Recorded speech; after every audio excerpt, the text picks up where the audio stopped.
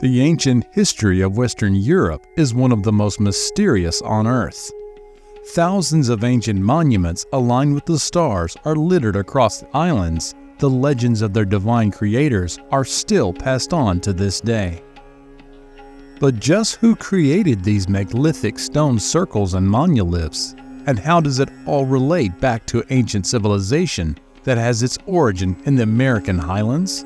And what do ancient groups such as the Annunaki, Tuatha De Dannan, and the Shining Ones have to do with it all? Let's find out. Welcome to Consciousness Podcast, where we dive deep into the mysteries and the esoteric knowledge. Check out our main channel, Consciousness, for the video versions of all our episodes. The Highlands of Scotland are one of the most magical places on planet Earth. This ancient territory is full of dramatic mountains, thick forests, and a mesmerizing coastline, and is easily considered one of the most beautiful places on Earth. Amongst the high coastal plains of the Highlands lie a vast sway of unusual megalithic stone circles and standing monoliths unlike elsewhere in Europe. These features of the landscape date back thousands of years to a time when humans were considered mere hunters and unaware of metal tools, supposedly to an era when a group of gods, known as the Shining Ones, thrived in the isolated part of the world. Around 8,000 years ago, a revolution occurred on the isolated island of Orkney and the Western Isles of Scotland. An outstanding collection of stone circles, standing stones, round towers, and passage mounds appeared seemingly out of nowhere. Such monuments were foreign to Scotland during the era, but parallels are common in regions of the Caspian Sea and Mediterranean regions. The creators of these monuments were equally mysterious. Very little oral tradition has survived to this day about the ancient builders. The most popular legend comes to us from the medieval period. When the first Scandinavians first arrived in Orkney, they said there was surviving folklore on the island, speaking of two types of people who had once inhabited the island. They were called the Papai and the Paiti. However, these mysterious groups had long vanished by the time the Scandinavians settled on the islands. Another name for this group was the Shining Ones. Legends remember the Shining Ones as physically different from the older Neolithic inhabitants, who were of small stature and likely dark-haired with brownish eyes. Instead, the Shining Ones would have looked almost surprisingly like the later Celtic people. They were light-skinned, fair-haired, and taller than the island's locals of ancient times. In this regard, they bore a great similarity with the Scandinavians, which must have brought about a strange sensation in their thought of Nordic peoples as they listened to the legends. The ancient Papai were recalled as very mysterious peoples. They must have been fairly significant to be immortalized in local tradition. The legends speak of their large, long limbs, which flowed out of white tunics. They were regarded as master astronomers with an uncanny ability to work with enormous stones, and lived away from the native populations of the island. But where did these relatively advanced ancient architects come from? The unique sites of Orkney. Legends state that it was the Shining Ones who built the unique megalithic sites of Orkney. This include Orkney's Ring of Brodgar and the Standing Stones of Stinnes. These are but two of a vast amount of unusual sites on Scotland's Western Isles, but ones which has fascinated scholars for centuries. But why did the Shining Ones go to such extreme lengths to create sites precisely aligned with various celestial bodies? It seems the positioning of the Stinnes stones was no coincidence. The builders specifically chose a site on high ground that overlooked the lake below. 17th century paintings show a quadrangle of vast standing stones resembling a court. It's thought that the standing stones was used to calculate the extreme rising and settling of the sun and moon, and a place of assembly where people gathered. Stinnes actually remained as a place of the council in Orkney, right until they built the main town of Kirkwall. Not far to the northwest of Stens lies the intact ring of Brodgar, a collection of 27 sandstone monoliths. While there were once 56 stones at this site, the remains are enough to understand what exactly the site was used for. The sanding stones perfectly align with solar and lunar cycles, proving this ancient site worked as a fully functioning calendar over 7,000 years ago. There are even more unusual alignments that link all of these sites together. The axis on which stands the Ring of Brodgar, a few other sites in the region follow is a southeast trajectory of 129 degrees.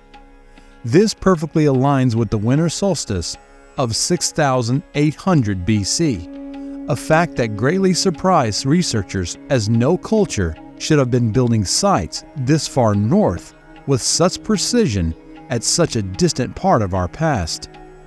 Our last point concerning the sites is one which continues to blow the mind of astronomers around the world. The three main stone circles which run along the Orkney archipelago have a spatial relationship to the Great Pyramids of Giza.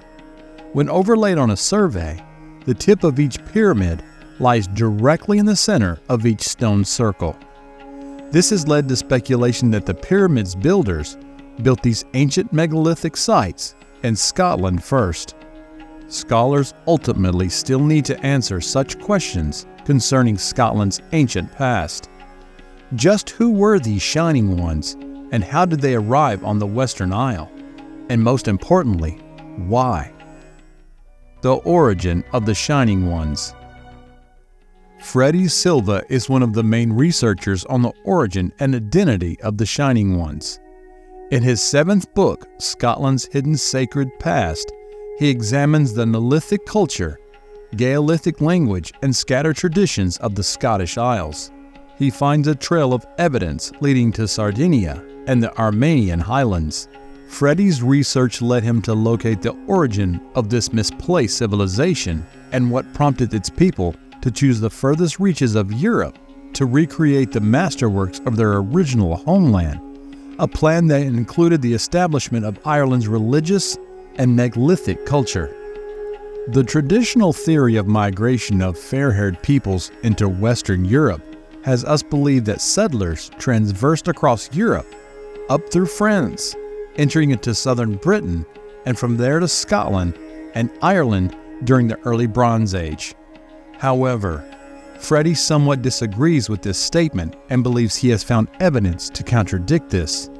He suggests that a much more ancient migration had taken place. Freddie thinks that the Shining Ones were seafarers who had actually bypassed the British Isles and arrived first in the Scottish Highlands at places like Orkney, and from there onto northeast Ireland. But this idea would contest of the mainstream academics who imply DNA studies provide us with evidence that claims that the Neolithic ancestors of Western Europe were of Middle Eastern or Anatolian descent. But there be another side to this ancient story. The Shining Ones, Annunaki, Tuatha De.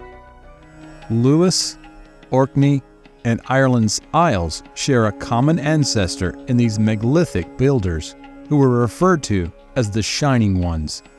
This is somewhat traced through genetics and migrational patterns. Freddie believes the story of the Shining Ones can be traced back to Armenia. He does promote Armenia as one of the cradles of civilization. The Armenian language inherits in 55% of Germanic languages and is linked to Irish and Celtic languages. Evidence such as this helped him to theorize who was behind the making of Scotland's giant stone circles and megaliths. This brought about the theory that the Shining Ones are, in fact, the oldest branch of the Tuatha De Dannan of Irish legends.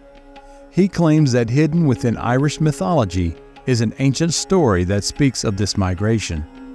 A further link arrives in the name of deity worshipped by the Irish gods of mythology. The Tuatha De Dannan worshipped a goddess known as Anu, and it just so happens that this is also one of the highest-ranking deities of the Annunaki pantheon. Yet little to no legends exist of this deity in summer. Could this be because Anu was adopted into the Sumerian pantheon from outside interference? Interestingly, the blonde-haired, blue-eyed people of Scandinavia, along with the shining ones of Scotland and Ireland, can be traced back to Armenia and the Black Sea area. Papai, the name of the shining ones in Orkney folklore, means a holy person or monk, whereas in Armenian. The other word used in the legends, Pati, relates to an Egyptian word meaning a heavenly being or a regent of the sky, giving us the idea that these people were astronomers or perhaps something more than that, an idea we will explore in a future video. By about 6000 BC, the Shining Ones had moved north from their homeland in Armenia to Siberia, west around Ukraine and the Black Sea, and by about 5000 BC, the area became known as Scythia. This was a massive sway of territory, and their royal peoples would gather around stone circles and round towers. These people took this up to Denmark, up to the river Danube, and gave the genetic line to the Scandinavian people. The blonde and red-haired and blue-eyed people and these people eventually made it into Orkney, the Hebrides, and Northern Ireland. The people of Anu likely have their origin in the Highlands of Armenia, also known as the Caucasus Mountains, and even northern Samaria. The people of Armenia called themselves the people of Orion. This is interesting as we see clear worship of Orion in both ancient Egypt and Western Europe. A final shred of evidence that links the Shining Ones and Tuatha De Dannan to Armenia comes to us from one of Ireland's most ancient sites, Tara. In legends, this site is where the king of the Tuatha De Dannan ruled from. The name Tara just so happens to be the name of the ancient Armenian deity. So what do you think about today's video? Do you see a connection between the Annunaki of Sumerian legends and the Tuatha De Dannan of Irish mythology?